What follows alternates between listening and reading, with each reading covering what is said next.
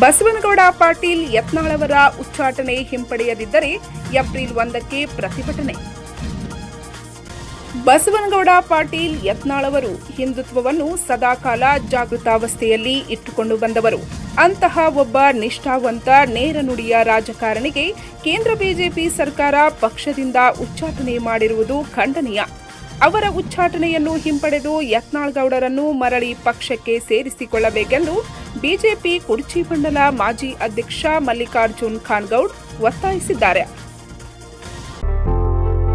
ಓಂ ತರಬೇತಿ ಕೇಂದ್ರ ಶಿರಗುಪ್ಪಿ ಗ್ರಾಮೀಣ ಮಟ್ಟದಲ್ಲಿ ಹೆಚ್ಚು ಮಕ್ಕಳಿಗೆ ಗುಣಮಟ್ಟದ ಶಿಕ್ಷಣಕ್ಕಾಗಿ ಶ್ರಮಿಸುತ್ತಿರುವ ತಮ್ಮೆಲ್ಲರ ಹೆಮ್ಮೆಯ ಸಂಸ್ಥೆಯಾಗಿದೆ.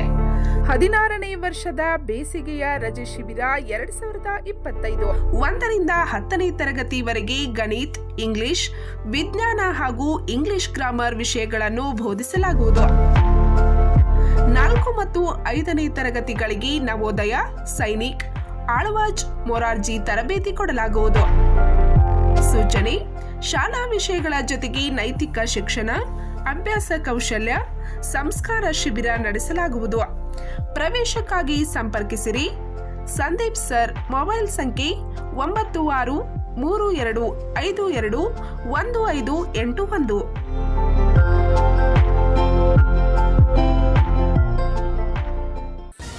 ಇದೇ ವೇಳೆ ಕರ್ನಾಟಕ ರಾಜ್ಯ ರೈತ ಸಂಘದ ಬೆಳಗಾವಿ ಜಿಲ್ಲಾ ಉಪಾಧ್ಯಕ್ಷ ಮಲ್ಲಪ್ಪ ಅಂಗಡಿ ಮಾತನಾಡಿ, ಬಸವನಗೌಡ ಯತ್ನಾಳ್ ಅವರಂತಹ ನಿಷ್ಠಾವಂತ ರಾಜಕಾರಣಿ ನಮ್ಮ ರಾಜ್ಯಕ್ಕೆ ಅತ್ಯವಶ್ಯವಾಗಿದೆ. ಅಂತಹ ನಿಷ್ಠಾವಂತ ಪ್ರಾಮಾಣಿಕ ವ್ಯಕ್ತಿಗೆ ಕೇಂದ್ರ ಸರ್ಕಾರ ಉಚ್ಚಾಟನೆಯ ಅಸ್ತ್ರ ಬಳಸಿರುವುದು ಖೇದಕರ ಸಂಗತಿ. ಕೂಡಲೇ ಕೇಂದ್ರ ಸರ್ಕಾರ ಈ ಆದೇಶವನ್ನ ಮರುಪರಿಶೀಲಿಸಿ ಯತ್ನಾಳ್ ಅವರನ್ನ ಬಿಜೆಪಿಗೆ ಸೇರಿಸಿಕೊಳ್ಳಬೇಕು.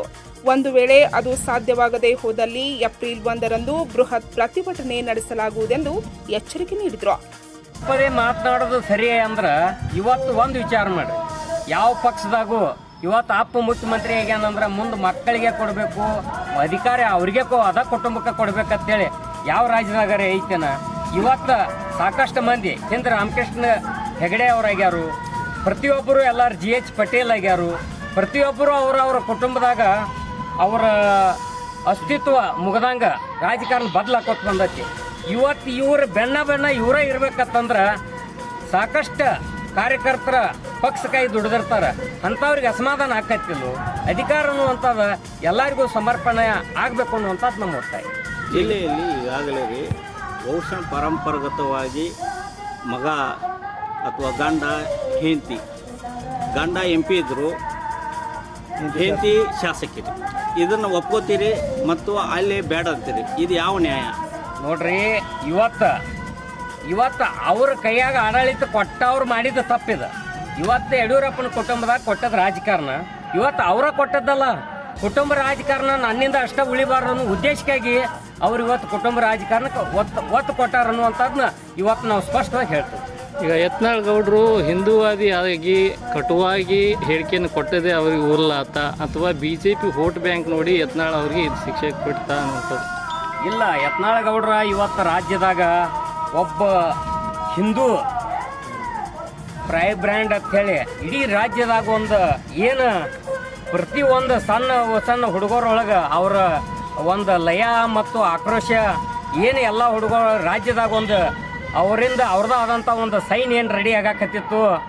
ಈಗ ಹಿಂದುತ್ವ ಬದಲು ಯಾರು ಮಾತಾಡ್ತಾರೋ ಅವ್ರನ್ನ ತುಳಿದು ಇವತ್ತು BJP ಸರ್ಕಾರ ಇದನ್ನು ಮಾಡ್ಕೋತ ಬಂದೈತಿ. ಯಾಕಪ್ಪ ಅಂತಂದ್ರೆ ಇವರು ಒಬ್ಬರೇ ಹತ್ತಲ್ಲ, ರಗಡ ಅನಂತಕುಮಾರ್ ಮಾತಾಡಿದರು. ಇವತ್ತು ಯೋಗಿ ಆದಿತ್ಯನಾಥ್ ಅವರು ಹಿಂದೂಗಳ ಬದಲು ಅವ್ರು ಎಷ್ಟು ಪಣ ತೊಟ್ಟ ಆ ರಾಜ್ಯದಾಗ ಒಂದು ಹಿಂದುತ್ವದ ಶಕ್ತಿ ಹೆಚ್ಚು ಮಾಡಾಕ್ತಾರು. ಇದು ಹಿಂದೂಸ್ತಾನ ಆಯ್ಕೆರಿಂದ ಹಿಂದುತ್ವ ಬದಲು ಕಾಳಜಿ ವಹಿಸಿದ್ರಕಂದ್ರೆ ಇದರ ಬದಲು ದನಿ ಎತ್ತಿದವ್ರನ್ನ ಹೊರಗೆ ಹಾಕನಂದ್ರೆ ಇದು ಕೇಂದ್ರದವ್ರು ಮಾಡಿದ ತಪ್ಪತಿ. ಅವ್ರನ್ನ ವಾಪಸ್ BJPಗೆ ತಗೊಂಡ್ಕೆರಿಂದ ತಗೋಬೇಕಂತೇಳಿ ನಾವು ಒತ್ತಾಯ ಮಾಡ್ತೀವಿ. ಭಾರತ ಜಾತ್ಯತೀತ ರಾಷ್ಟ್ರ ಅಂತ ಹೇಳ್ತೇವೆ. ಎಲ್ಲ ಜಾತಿಯವರು ಎಲ್ಲರೂ ಲೀಡರ್ ಆಗಬೇಕು ಅನ್ನೋದು ಒಂದು ಕಾನ್ಸೆಪ್ಟ್ ಇದೆ. ಅದರಂತೆ ಅದ್ರಾಗ ಮುಸ್ಲಿಮರ ಪಾತ್ರ ಏನಿಲ್ಲನ ಮತ್ತು ದೇಶ ಸ್ವತಂತ್ರ ಆಗುವಾಗ ಮುಸ್ಲಿಮರ ಪಾತ್ರ ಏನಿಲ್ಲನ ಅವ್ರ ಬದಲು ಯಾಕೆ ತೀಕ್ಷ್ಣವಾಗಿ ಬೈದು ಮಾತಾಡ್ತಾರೆ? ಇಲ್ಲ, ಇವತ್ತು ಒಂದು ವಿಷಯ ಭಾಳಷ್ಟು ಸ್ಪಷ್ಟವಾಗಿ ಎಲ್ಲರಿಗೂ ಗುರುತಿರಲಿ. ಇವತ್ತು ಯಾರು ಹಿಂದೂಗಳು ಇವತ್ತು ಅಹಿತಕರ ಘಟನೆ ದೇಶದಾಗ ನೆಮ್ಮದಿ ಅನ್ನುವಂಥದ್ದು ಹಾಳು ಮಾಡುವಂಥವ್ರು ಹಿಂದೂಗಳಿಂದ ಎಲ್ಲೂ ಒಂದು ಮನಃಶಾಂತಿಗೆ ತೊಂದರೆ ಆಗುವಂಗೆ ಯಾರೂ ನಡ್ಕೊಂಡಿಲ್ಲ. ಇವತ್ತು ಆ ಸಮಾಜಕ್ಕೆ ಅವ್ರು ಮಾತಾಡ್ತಾರಂದ್ರೆ ಅದರಿಂದ ಇಡೀ ದೇಶದಾಗ ಸಮಸ್ಯೆ ತೊಂದರೆ ಆಗತೈತೆ ಅನ್ನುವಂಥದ್ದು ಇಡೀ ನಿಮ್ಮ ಮೀಡಿಯಾದಿಂದನೇ ನಾವು ನೋಡ್ತೀವಿ.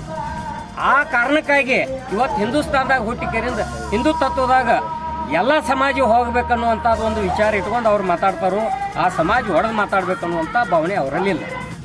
ಕುರುಬ ಸಮುದಾಯಕ್ಕೆ ಎಸ್ ಟಿ ಕೊಡಬೇಕು, SC STಗೆ 3.5% ಹೆಚ್ಚು ಮಾಡಬೇಕು, ಉಳಿದ ಲಿಂಗಾಯತರಿಗೆ OBC ಅನ್ನು ಕೊಡಬೇಕು ಕೇಂದ್ರದಲ್ಲಿ ಅನ್ನುವಂಥದ್ದನ್ನು ಸ್ಪಷ್ಟವಾಗಿ ಹೇಳ್ತಕ್ಕಂಥದ್ದು ಯಾವ್ದಾದ್ರು ಶಾಸಕರಿದ್ರೆ ಅದು ಬಿಜಾಪುರ ಶಾಸಕರಾಗಿರ್ತಕ್ಕಂಥ ಬಸನಗೌಡ ಯತ್ನಾಳ್ ಅನ್ನುವಂಥ ಮಾತನ್ನು ಈ ಸಂದರ್ಭದಲ್ಲಿ ಪುನರುಚ್ಚರಿಸಬೇಕಾಗೈತಿ.